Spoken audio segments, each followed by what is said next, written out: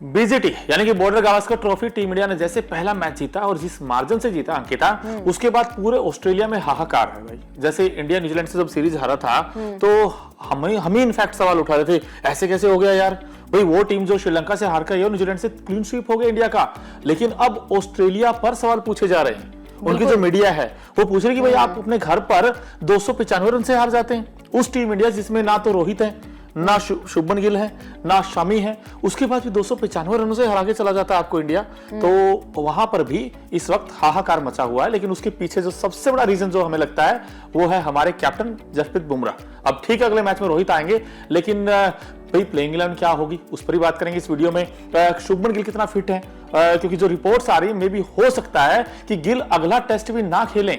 लेकिन भारतीय टीम के लिए जितनी मुश्किलें हैं उससे ज्यादा तकलीफ में कौन है, ऑस्ट्रेलिया है। बिकॉज वो हारे हैं पहला टेस्ट, कॉन्फिडेंस डाउन उस टीम का, और बी उनके जो स्टार प्लेयर है मिचेल मार्श वो चोटिल हो गए। जो हमें अपडेट आया अब तक तो मिचेल मार्श चोटिल हो गए हैं। ब्लू वेबस्टर इस टीम में आए हैं, ब्लू वेबस्टर उनका नाम है शायद, और वो अब हो सकता है एडिलेड में डेब्यू करेंगे। यानी कि अंकिता उनके लिए भी दिक्कत है। तो वो दिक्कत तो है ऑस्ट्रेलिया की टीम को लेकर, क्योंकि हमने पहले मैच में देखा एक बड़ी हार है, 295 रन से कोई छोटी हार नहीं, बहुत बड़ी हार है। और जब आप इतने बड़े मार्जिन से मैच को हारते हैं तो डेफिनेटली आपकी मीडिया भी सवाल खड़ा करती है। बड़े बड़े प्लेयर्स जिनके आगे हम कहते हैं ना कि इंडियन बैट्समैन की जो है वो दाल नहीं करती, चाहे वो आप स्टार्क की बात कर लीजिए, चाहे पैट कमिंस की बात कर लीजिए, हेजलवुड की बात कर लीजिए, वो भी ऐसे से गेंदबाज सामने थे जिनके सामने हमने वर्ल्ड कप देखा, चाहे WTC की बात कर लीजिए। लेकिन इस बार बुमराह की कप्तानी, क्योंकि बुमराह पर भी प्रेशर था कि रोहित नहीं है, आप पे जिम्मेदारी ज्यादा हो जाएगी, और उस जिम्मेदारी को जो है वो रिलीफ के तौर पर उन्होंने देखा। तो देखिए जो अगला मैच है वो एडिलेड में खेला जाएगा। मोनू, आपके हिसाब से क्या लगता है कि क्या कुछ वहां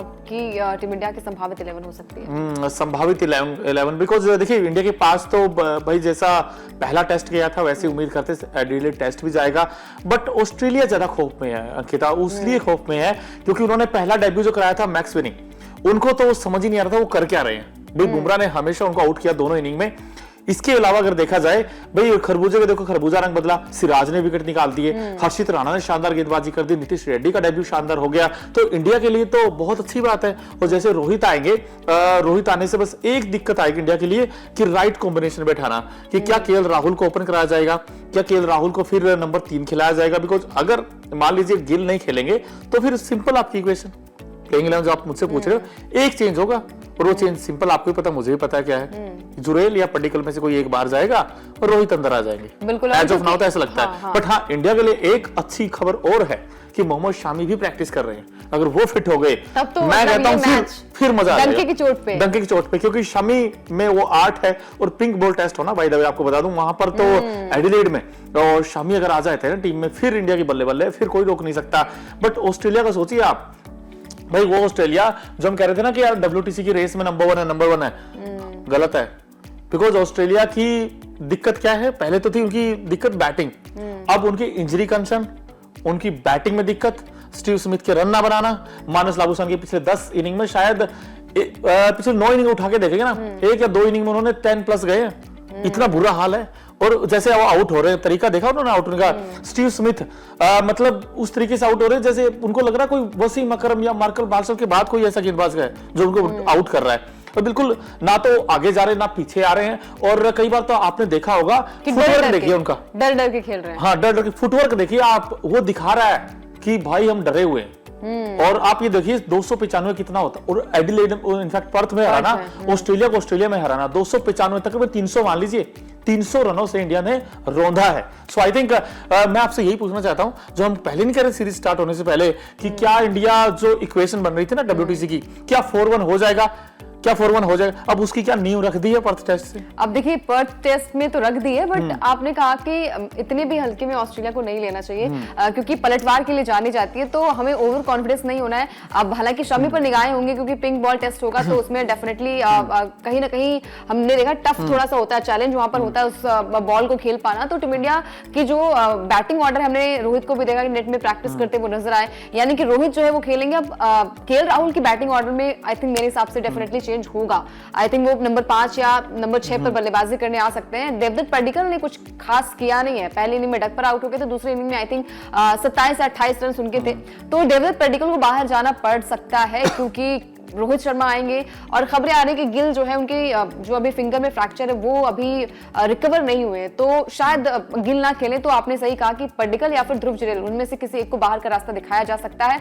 इसके अलावा शमी की एंट्री हो सकती है। और अभी है वैसे वक्त है इस टेस्ट में स्टार्ट होने, बिकॉज 6 दिसंबर से टेस्ट खेला जाएगा। सो अभी भी है, उसमें टाइम देखना पड़ेगा कि कितना फ्रैक्चर कितना इंपैक्ट करेगा, क्या वो गिल तब तक ठीक हो पाएंगे। बट रेयर लगता है, बड़ा मुश्किल लगता है। क्योंकि रिपोर्ट्स में ये भी दावा किया गया है कि जो 30 से प्रैक्टिस सेशन होंगे वहां पर भी नजर नहीं आ सकते गिल, वहां पर भी नजर नहीं आ सकते। लेकिन आपने जैसे बात कही, इनफैक्ट दोस्तों आपको क्या लगता है, जैसे अंकिता ने कहा कि ओवर कॉन्फिडेंस नहीं होना नंबर 1 चीज, नंबर 2 चीज ये ऑस्ट्रेलिया पलटवार कर लेगा। आपको लगता है कि ऑस्ट्रेलिया पलटवार करेगा? और इंडिया, जहां तक ओवर कॉन्फिडेंस की बात है, अंकिता ओवर कॉन्फिडेंस नहीं है।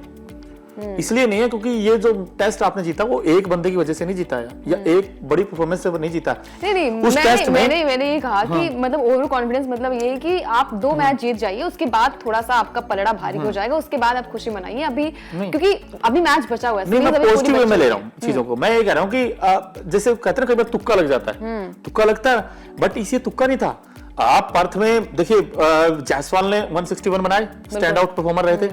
बुमराह ने 8 विकेट लिए, टोटल 8 विकेट दोनों इनिंग में, उन्होंने कमाल कर दिया। विराट का 100 आ गया।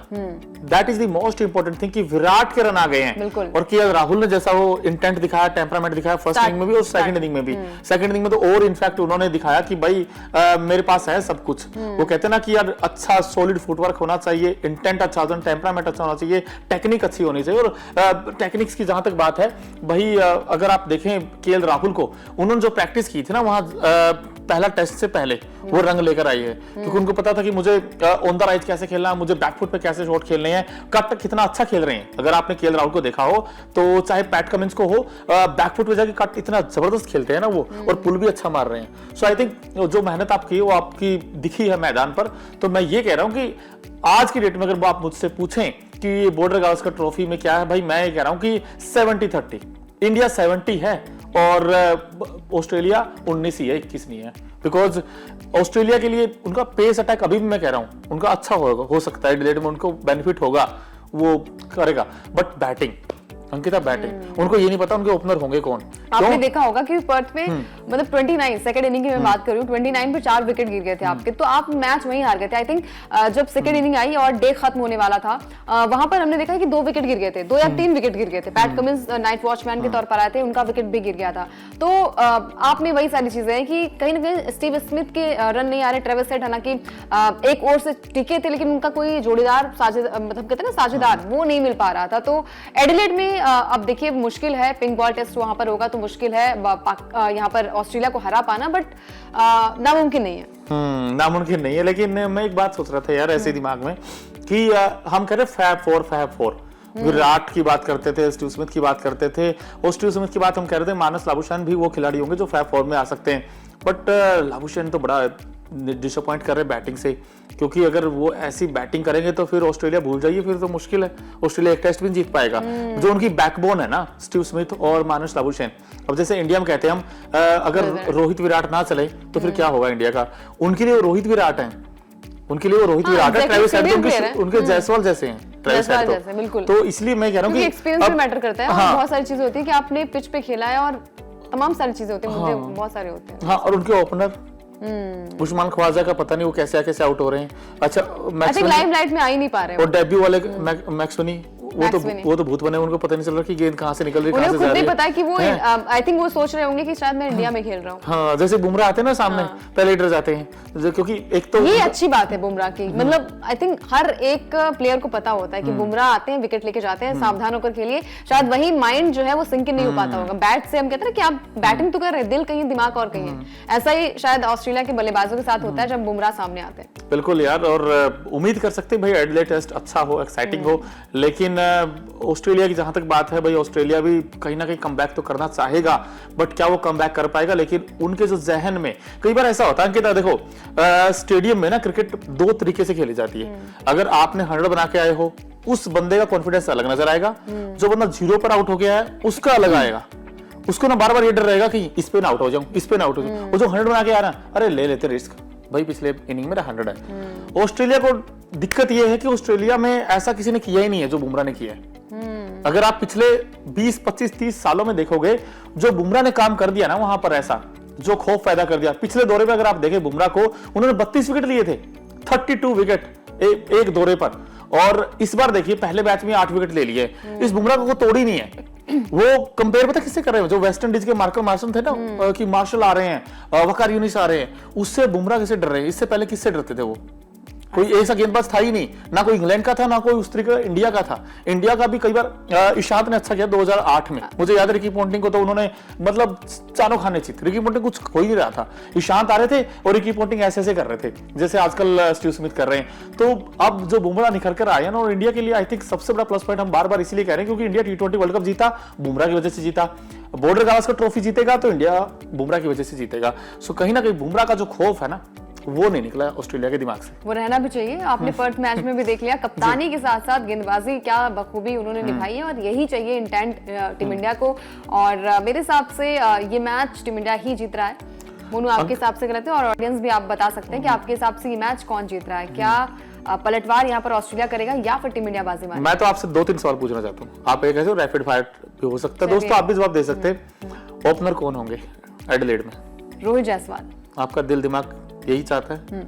क्या दोस्तों आप भी सहमत हैं कि रोहित और जायसवाल को ही होना चाहिए, या फिर आपको लगता नहीं होना चाहिए? तो फिर आप पहले मैच को देखते हुए फिर केएल ही होंगे, अदरवाइज वो तो दिल यही कह रहा है कि होना इन्हीं को चाहिए, बट रोहित और जायसवाल ही करेंगे। जायसवाल। तो नंबर 3 हम केएल राहुल मान लें, सपोज कर लें, बिकॉज अगर गिल नहीं खेलेंगे तो केएल हो सकते हैं। केएल हो सकते हैं क्योंकि विराट की आई थिंक ऑर्डर से छेड़खानी नहीं करनी चाहिए। एक शतक आ चुका है 4थे नंबर पर बल्लेबाजी करते हुए, तो उनकी ऑर्डर मत चेंज करिए, उनके ऑर्डर को चेंज मत करिए, क्योंकि फिर दिक्कतें हो जाएंगी, फिर रन नहीं बनेंगे, फिर आप विराट को ट्रोल करेंगे। तो मेरे हिसाब से नंबर 3 पर ही केएल राहुल को फिट होना चाहिए। सेकंड टेस्ट में, पहले टेस्ट में तो भाई जायसवाल का गदर हमने देखने को मिला था। सेकंड टेस्ट में वो कौन बैट्समैन होगा जो रनों का अंबार लगाएगा, इंडिया के लिए अच्छा करेगा? आई थिंक विराट कोहली फिर से अगेन। और बॉलिंग में कौन? बुमराह ही फिर से, या फिर कोई? नो स्पिनर किसे होना चाहिए? भाई वॉशिंगटन खिलाए थे पहला टेस्ट में, एडिलेड में आपको लगता है कोई चांस, आउटसाइड चांस है अश्विन या जडेजा का? आई थिंक टीम इंडिया उसी कॉम्बिनेशन के साथ जाना चाहेगी। कुछ छेड़खानी आई थिंक नहीं करेगी। अगर करती भी है तो शायद यहाँ पर बैटिंग को देखते हुए जडेजा को ले सकते हैं शायद, मतलब वॉशिंगटन सुंदर या जडेजा में से कोई एक होगा शायद। तो ये रहेगा। बट जीतेगा कौन? India, one and only. मतलब एडिलेड भी हम ही जीत रहे हैं। एडिलेड भी हम ही जीत रहे हैं, अगर और एक बड़ी जीत आ रही है। अंकिता, अगर आपकी बात सच हो गई, फिर मैं ये कह रहा हूँ कि कहीं बॉर्डर गावस्कर ट्रॉफी हम 5-0 से ना जीत जाएं। जीत जाएंगे, इसमें कोई शक नहीं है। अगर ऐसा इंटेंट टीम इंडिया दिखाती रही, और यही चीजें होती है कि बुमराह को एक एंड से अगर सपोर्ट मिला, जैसे सिराज को सपोर्ट मिला, और हमने देखा कि फिर सुंदर आए, नीतीश रेड्डी आए, तो ये चीजें प्लस उसमें आ जाती है। आपने देखा होगा ट्रेविस हेड और मिचेल मार्श की पार्टनरशिप बिल्ड हो गई थी सेकंड इनिंग में, तो ब्रेक किसने किया? बुमराह ने किया। तो ये चीजें होती है, सीनियर प्लेयर का यही रोल होता है, तो बखूबी वहां पर निभाया बुमराह ने, और ये मैच हम जीत रहे हैं। ऑडियंस भी बता सकते हैं कि आपके हिसाब से क्या लगता है कि एडिलेड मैच कौन जीत रहा है? अपनी राय कमेंट सेक्शन पर जरूर शेयर करें।